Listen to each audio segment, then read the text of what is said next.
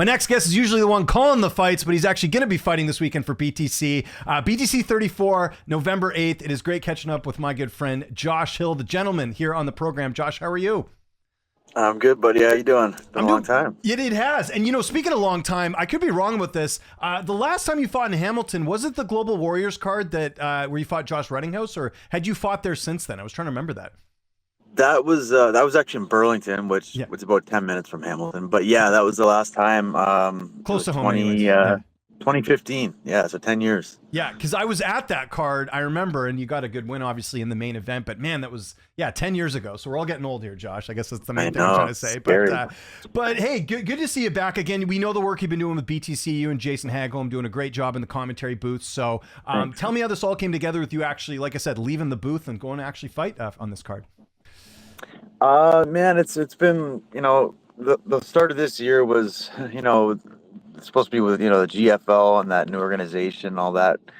And it sounded fun, sounded exciting. Unfortunately didn't pan out. And then it kind of just, left me in nowhere land for, 5-6 months. And then, trying to get fights and, wasn't having much luck. And then BTC, said they were going to come to Hamilton, my hometown, and I haven't fought in like we just said, like 10 years there. I don't know if I'll ever get a chance to fight at home again. I'm getting very, very close to the end of my career, so I just figured why not, man? What the hell? Let's do it and just have some fun and get the chance to fight at home again, maybe one last time.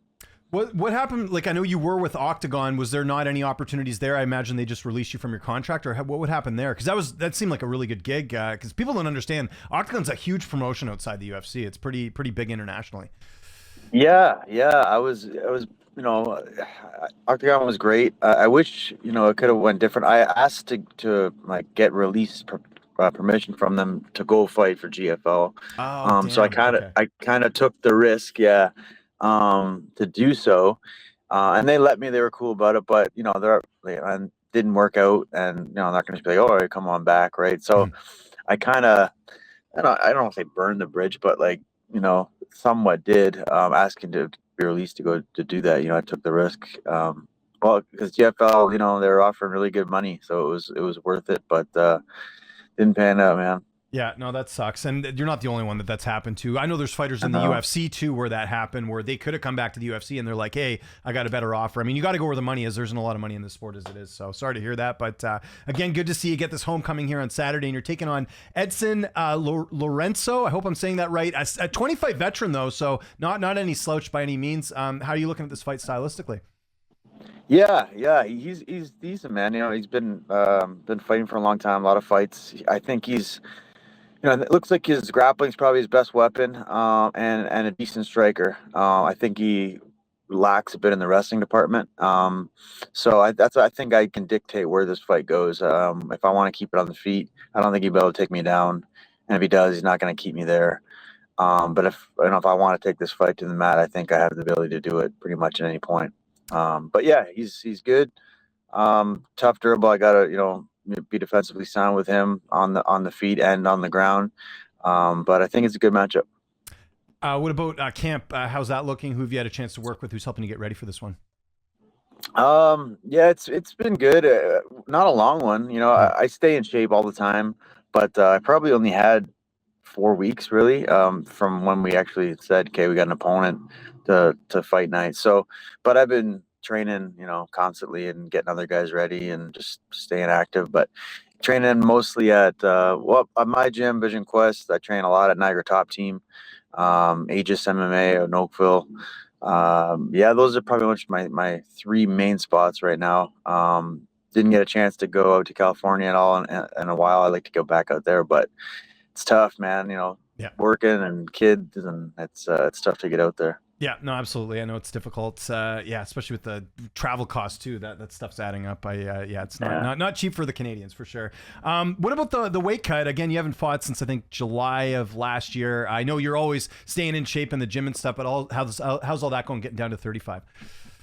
It's not bad. Yeah, I'm sitting at a good weight right now. Nice. I don't fluctuate a lot. I'm not like some of those guys. Like I see them like they blow up to like 170 pounds. It's crazy, and then they work their way back down to 135. But I've pretty much stay within the realm of like I'd say 148 to like Nice. 154. Like that's kind of where I sit, and just hover around there. So 35 for me is pretty easy. I tried to put a bit of muscle on actually, just because I felt like I was getting a little bit too light. So I think I'd be a bit bigger for this one.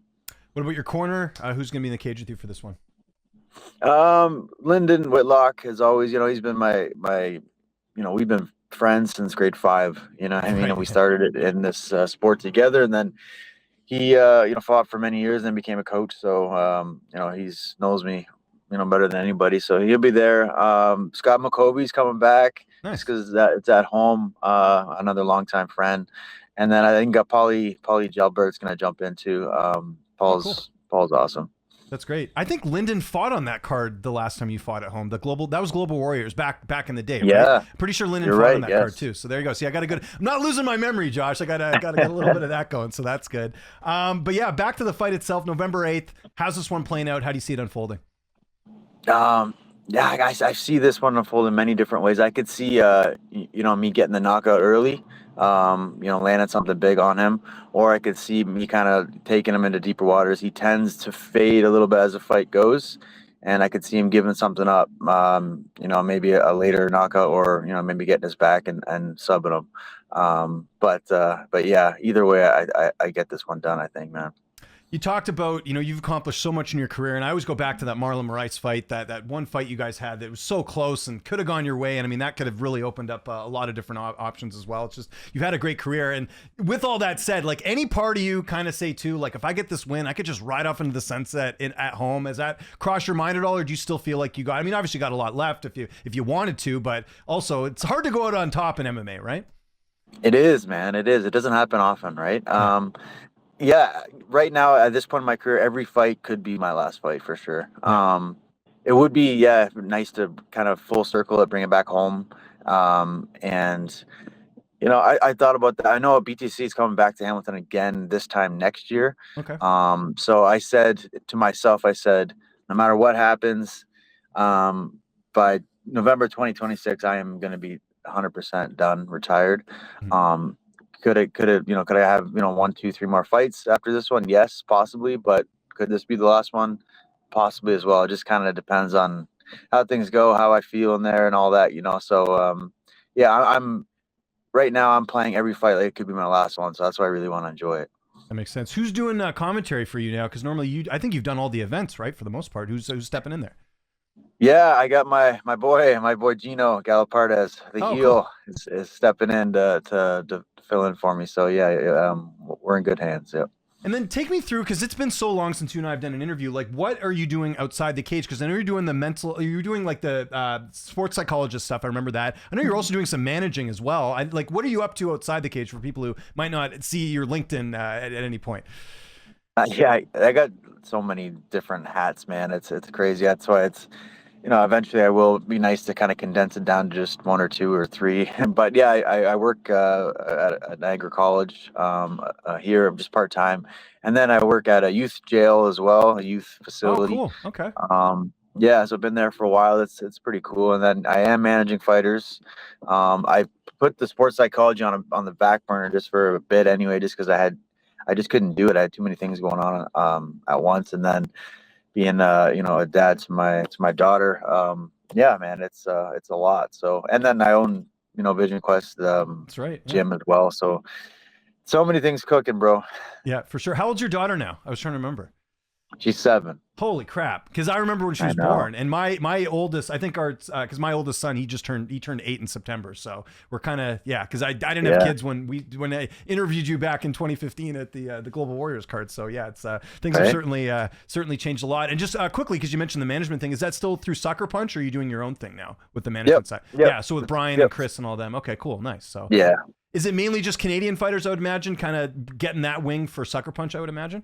Yeah, exactly. Just trying to Okay. build up the names out here, and kind of use their connections, worldwide and stateside to kind Yeah. of build the guys and get them opportunities. Yep. Cool. That makes sense. Josh, glad to hear everything's going great. We're looking forward to this card. BTC 34, November 8th. And if you can't make it and check this one out live, you can watch it on Spectation Sports. Anything you want to plug before you get out of here? Sponsors, social media, anything like that, man. I'll give you the last word. No, man, just all my family, friends, fans, supporters, sponsors, all the people that have always supported me over the years. There's too many to name. Yeah, just add Gentleman J Hill is my socials. You can follow me there, and yeah, just happy to be doing it again, man, and enjoying the final little bit of a ride here.